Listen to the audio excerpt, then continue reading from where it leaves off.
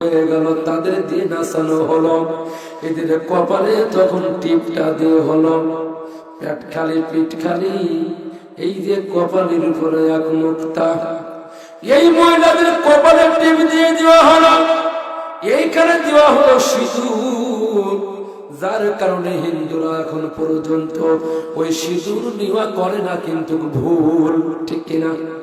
যখন কোন মহিলার বিয়ে হয়ে যায় তখন কিন্তু কে শীতে সিঁদুর দিয়ে দেয়, আপনি বুঝবেন যেই মহিলা, যেই হিন্দু মা এবং বোন এমন করে এখানে সিঁদুর নেয়, আজকে থেকে জানবেন ওই মহিলা আর অবিবাহিত নাই, ওই মহিলার বিয়ে হয়ে গেছে, যখন, ঠিক কিনা?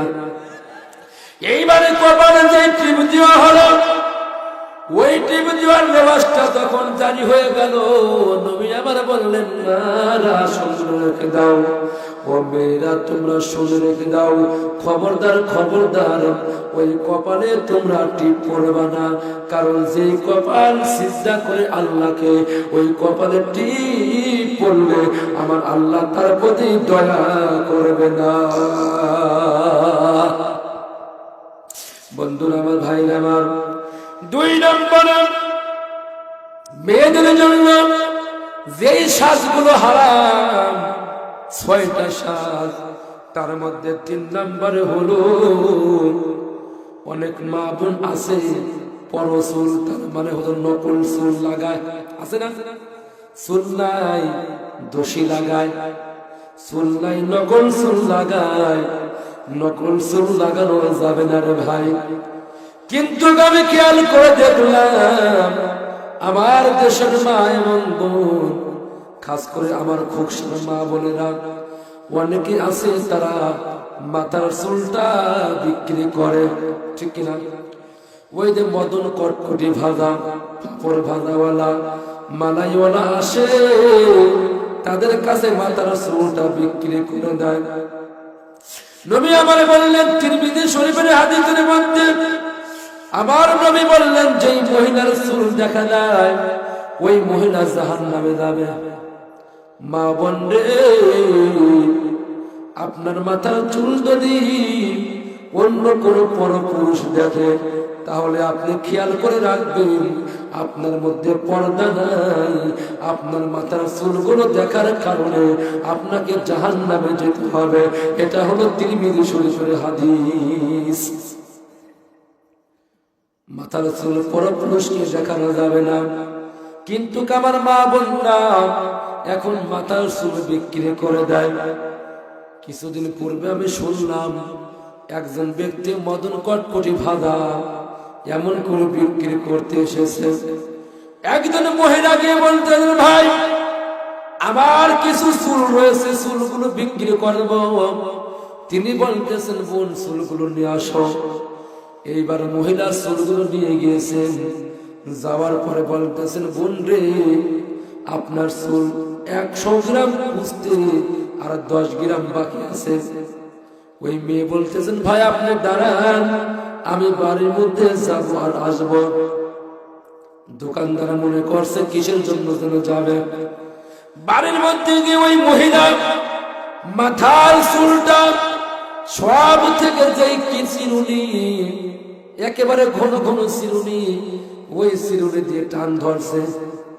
যখন টানা শুরু করে দিয়েছে, মাথার চুল অনেকগুলো উঠে পড়ছে। উঠার সঙ্গে সঙ্গে চিরুনি থেকে চুলগুলো কেমন করে গুছায় ওই মালাইওয়ালার কাছে গিয়ে বলতেছে, ভাই এইবার আপনি একটু ওজন দেন। কিন্তু বুঝতে পারলেন 100 গ্রাম চুল ওজন হয় নাই, 10 গ্রাম বাকি পড়ছে। তখন ওই 10 গ্রাম চুল বিক্রি করার জন্য, 100 গ্রাম পূজানোর জন্য উনি মাথায় চুলগুলো বাড়িতে এসে সুন্দর করে চুল জোরে জোরে আঁচড়াইছে। জোরে জোরে আঁচড়ানোর পরে যে চুলটুক উঠেছে, ওই চুলটুক জড়ো করে নিয়ে ওই মহিলাটা দোকানদারের কাছে গিয়ে বলতেছে, ভাই দেখেন তো হয়েছে কিনা। তো দোকানদার বলতেছে, বোন আর সামান্য একটু বাকি আছে। তখন ওই মেয়ে বলে, ঠিক আছে ভাই, আজকে আর হবে না, আপনি নিয়ে যান, আর যতটুকু বাকি আছে আমি আগামী দিনে আপনাকে পূর্ণ করে দেবো। জোরে করে নাও। তাহলে এই যে মাথার চুল বিক্রি করলো, এটা কি জায়েজ আছে?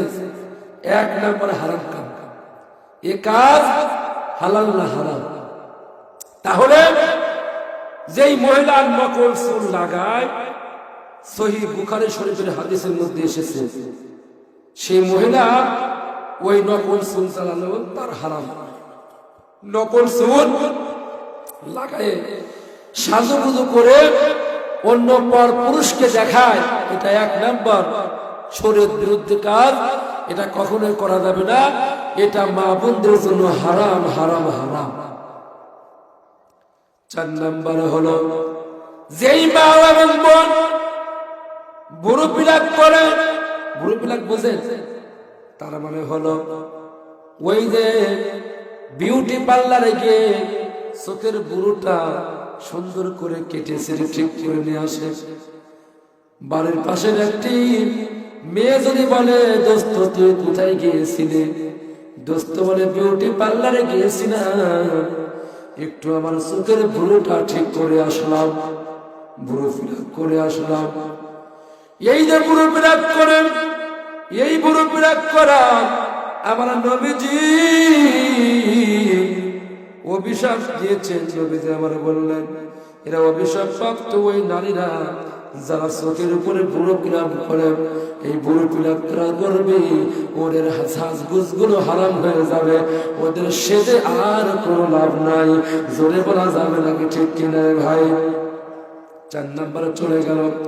এইবার 5 নম্বরে যেই মহিলারা শরীরে ট্যাটু আঁকায়, ট্যাটু আঁকানো বোঝেন, সুন্দর শরীর ট্যাটু আঁকে শরীরটা শেষ করে দেয়। কিছুদিন পূর্বে শুনলাম একটা ছেলে ট্যাটু আঁকাইছে, ট্যাটু আঁকাইতে গিয়ে ছেলেটার মৃত্যু হয়ে গেছে। নবী আমার বললেন, এই কাজ করা যাবে না। এই ট্যাটু যারা আঁকায়, আমার আল্লাহ তাদের উপরে লানত দিতে থাকে। বাইরে আমার বন্ধুরা, আমার এই জন্য 5 নম্বরে শরীরে ট্যাটু আঁকানো যাবে না। শরীরে যদি কেউ ট্যাটু আঁকায়, আমার আল্লাহ তাআলা তার উপরে লানত বর্ষণ করে। 6 নম্বরে আল্লাহ রাব্বুল আলামিনের হাবিব বলেছে, এমন পারফিউম, এমন সেন্ট ব্যবহার করে, যেই সেন্টটা পরার পরে রাস্তা দিয়ে চলাফেরা করলে একজন পুরুষের মাথা ঠিক থাকে না। আছে না নাই? দেশে এমন মহিলা আছে, এত সাদা সাজে, সাজতে সাজতে ওর মুখ দেখা যায় না। মেকআপ মারতে মারতে ওর মুখটা একেবারে এমন হয়ে যায়, সুন্দর চেহারাবান মানুষ, সুন্দর চেহারাবান মেয়ে মেকআপ মারতে মারতে লাল হয়ে যায়। আছে না? এই এমন মেকআপ মারা যাবে না। মারেন আপনি মেকআপটা স্বামীকে দেখানোর জন্য। স্বামীকে দেখানোর জন্য আপনি যত সাজুগুজু করবেন, আমার আল্লাহ আপনার চেহারার মধ্যে তত নূর দিয়ে দিবেন। আর স্বামীর মনের মধ্যে আপনার ভালোবাসা আমার আল্লাহ তত ঢুকায় দিবেন। জোরে বলেন সুবহানাল্লাহ। কিন্তু আমার সমাজের কিছু মা বোন আছে, ওরা স্বামীকে দেখলে এমন ভাবে সাজুগুজু করে, মনে হয় যে স্বামী জীবনে কোনো কিছুই কিনে দেয় না। আছে না? এমন সাদা সাদে রাস্তায় যে চলাফেরা করার জন্য। যদি কেউ বলে, কেন এরকম সাদা কিসের জন্য? কয় মানুষের হক আদায় করতেছে।